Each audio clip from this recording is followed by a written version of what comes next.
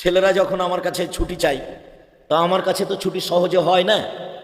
তো জামিয়া সালাফিয়া রূপগঞ্জ নারায়ণগঞ্জের প্রিন্সিপাল হচ্ছে আমার ছাত্র আব্দুল আলিম, খুব মেধাবী।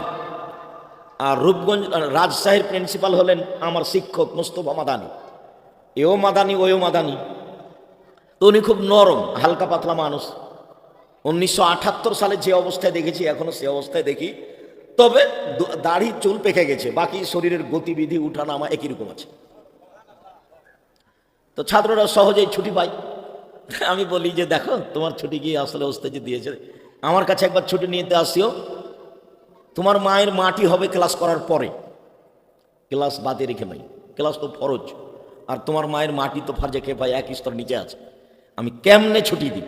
এটা তো শিক্ষা ব্যবস্থা, শিক্ষার ব্যবস্থা। মানুষকে শিক্ষিত করে গড়ে তুলতে হবে ধর্মের উপরে। দুনিয়াবি জ্ঞান, দুনিয়াবি প্রয়োজনীয় জ্ঞান, কোরআন হাদিসের জ্ঞান, ইহকালের জ্ঞান, পরকালের জ্ঞান, দুটো এক হতে পারে না। দুনিয়াবি শুধু দুনিয়াবি জ্ঞান।